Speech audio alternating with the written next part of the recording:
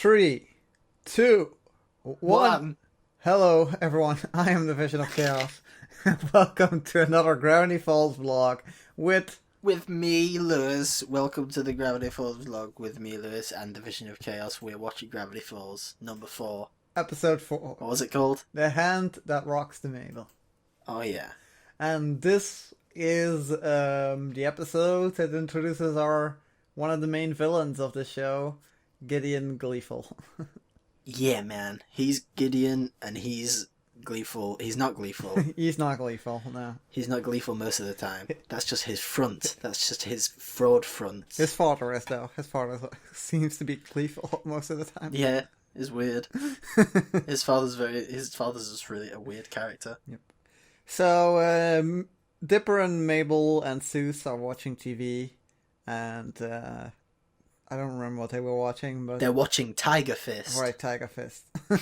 It's a tiger with an arm coming out of its head or shoulder or something. And then the commercial starts playing, and it's a commercial for Gideon's magic show, which is basically another charlatan shack, and he even makes fun of Stan's mystery shack.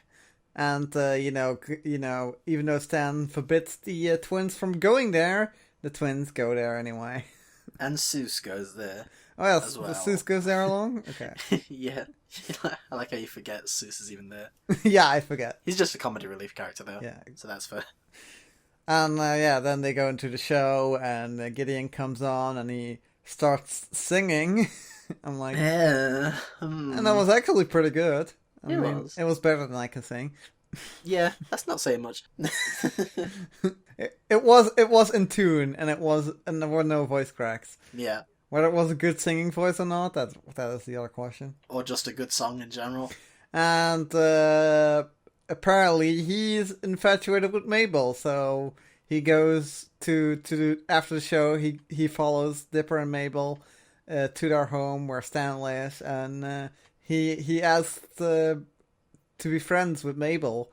But of course, he wants to be more than friends with Mable. But Mable's naive. Well, it's more like Mable is infatuated with him, and he just has like this plan to use her as a way into the family, and to infiltrate the mystery shack and stuff. I do sort of like before she opens the door, she's fully covered in glitter.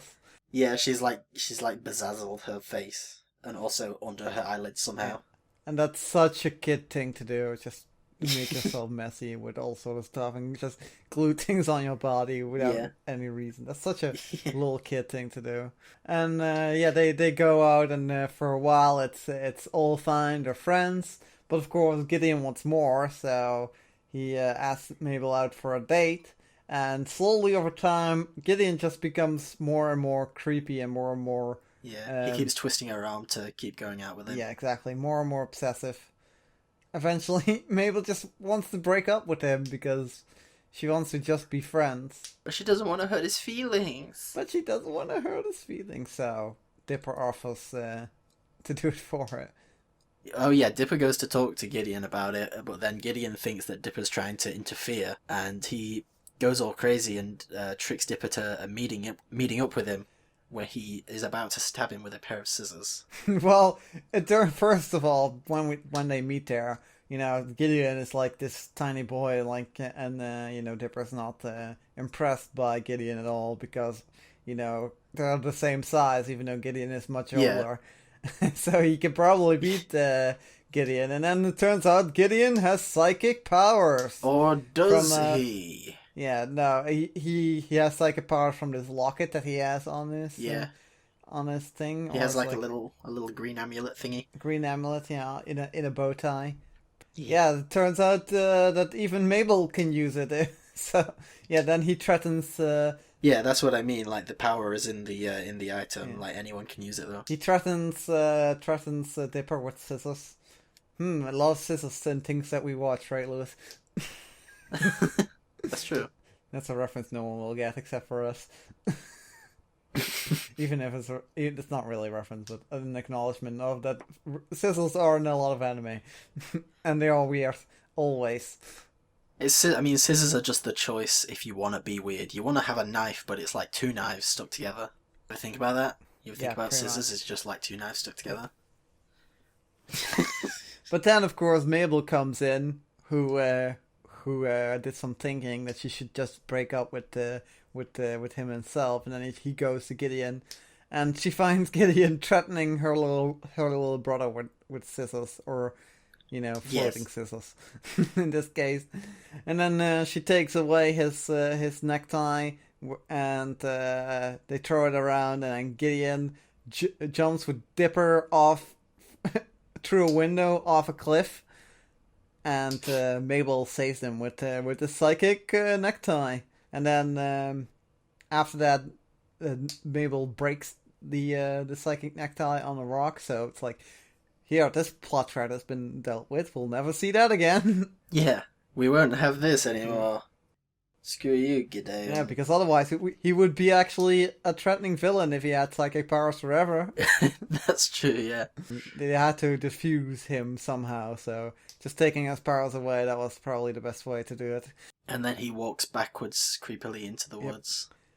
And then meanwhile the parents have been, or whatever, the father, or the uncle and the father have been bringing up this, like, negotiating a business contract to fuse fuse their brands. Yeah, a business and a marriage contract, so that they. Oh yeah. How old is Gideon as well? Like, is he supposed to be a child, or it's just weird? The more episodes you watch with him in it as well, you'll be like, how old is he? Yeah. In this one, he definitely seems like he's the same age as Dipper and Mabel, though. No, he's probably in his mid-teens. But it's just weird. He's just it's really hard to determine. It's hard to determine also because it's a show, and it's a good show.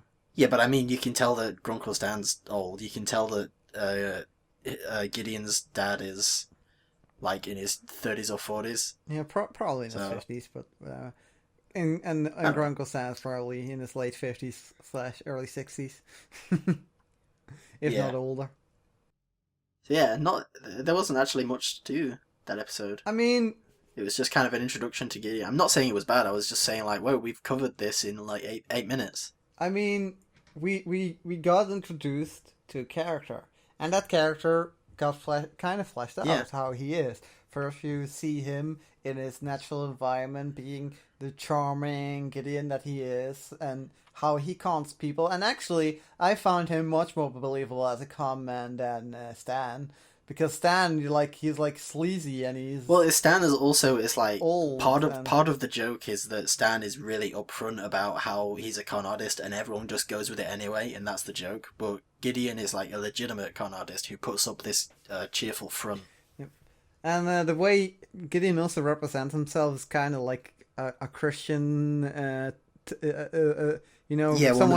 of those American preachers that's like, hey, everybody stand up and pray someone who's Jesus. on TV and that actually preaches to the thing, and he sings even, like it's definitely reminiscent of that scene was getting the audience to interact and give things away, which is called cold reading, just trying to get as much information out of the audience without actually like guessing. For example, reading Mabel's sweater and being like, hey, your name's Mabel. Yeah. I mean, the examples that they used were very simple, but there are advanced techniques that a lot of people use, and it's kind of reminiscent on those techniques, even though what Gideon did was kind of for idiots. Yeah, well, I mean, as I said, as we established with Stan, the whole town is just full of idiots, completely full of idiots. And then later when he sees he's a little bit girly, but he's also very spoiled, and when he doesn't get his way, things become nasty, and he tries to do things, and he's a very forceful person, and he tries to be nice, but when he doesn't get his way, that's when things just snap and get in, and then he becomes ugly. Yeah. So that you say that not a lot happens, but we get a character that more fleshed out than most other characters. You're forgetting what happens right at the very end as well. Right, it's revealed that he has journal number 2.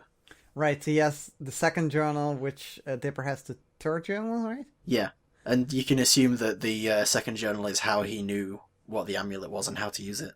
Right, because at the end of the thing, he has the page on the amulet in the second book. Yep.